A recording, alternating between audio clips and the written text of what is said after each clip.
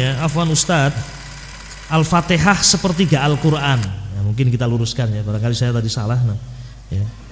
Tapi singkat saya mengatakan surat Al-Ikhlas yang sepertiga apa? Al-Quran. Ya. Al-Fatihah punya keutamaan tersendiri, yaitu surat yang paling agung dalam Al-Quran. Kalau ayat kursi adalah ayat yang paling agung, ayat yang paling agung adalah ayat kursi. Adapun surat yang paling agung adalah surah apa? Al-Fatihah. Al-Ikhlas sepertiga Al-Quran. Ya. Diterangkan oleh para ulama kenapa Al-Ikhlas dikatakan sepertiga Al-Quran. Ya. Karena Al-Quran itu terdiri dari 3. Kandungan Al-Quran itu 3. Yang pertama adalah tentang Allah Azza wa Jalla, tentang ma'rifatullah, tentang sifat-sifat Allah, nama-nama Allah, ya. Tentang hak-hak Allah Azza wa Jalla. Kemudian yang kedua adalah tentang al-khabar, al-akhbar wal qasas, kisah-kisah. Ya. Kemudian yang ketiga adalah tentang ahkam, hukum-hukum.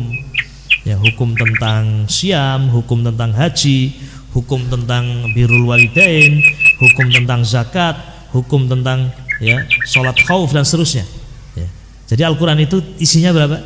3. Yang pertama adalah tentang tauhid, tentang nama-nama Allah, sifat-sifatnya. Ya, yang kedua tentang al-qasas, kisah-kisah, al-akhbar, khabar-khabar, dan yang ketiga adalah ahkam, tentang hukum. Nah, dan suratul Ikhlas adalah murni membahas tentang apa? Ya, sifat-sifat Allah, nama-nama Allah. Maka ya, demikian para ulama mengatakan sehingga al-Ikhlas adalah sepertiga apa?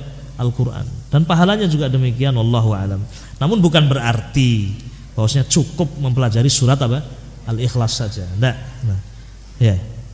Enggak sah orang sholat kalau dia hanya membaca surat apa? Al-Ikhlas. Enggak sah kalau dia hafal Al-Fatihah enggak dibaca surat Al-Fatihah, harus dibaca. Ya. La sholata liman lam yaqra bi Fatihatil kitab. Enggak sah sholat orang yang tidak membaca apa? Suratul Fatihah. Berarti enggak cukup mempelajari surat apa? Al-Ikhlas saja. Nah. Tapi menunjukkan memang demikian besar keutamaan suratul Ikhlas dan pahalanya. Ya. Dan pahalanya. Ya. Wabillahi taufik. Naam. Sama seperti orang yang datang ke masjid untuk sholat Jumat, di waktu yang pertama dia seperti apa? Faka'annama qarraba badanah, seakan-akan dia berkorban dengan seekor apa? Onta. Apakah kemudian cukup dengan itu? Saya tidak akan korban lah, saya sudah korban setiap Jumat. Ya. Dapat pahala? Tidak bisa. Ya. Ya, disebutkan tentang keutamaan orang yang duduk sholat subuh, kemudian sampai terbit matahari di masjid, berzikir sampai terbit, kemudian sholat 2 rakaat ya, waktu duha. Maka dia akan mendapatkan pahala haji dan apa? Umrah.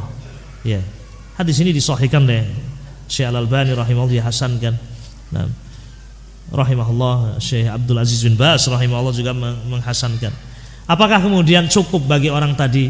Sudahlah, saya tidak akan haji karena setiap hari saya sudah dapat pahala apa? Haji. Ya. Tidak, kan demikian. Pahalanya pahala haji, namun tidak menggugurkan kewajiban apa? Haji. Seorang baca Al-Ikhlas pahalanya sepertiga Al-Qur'an. Bukan berarti kemudian apa? Sudah tidak mempelajari yang lain, pelajari yang lain. Ya. Wabillahi taufik.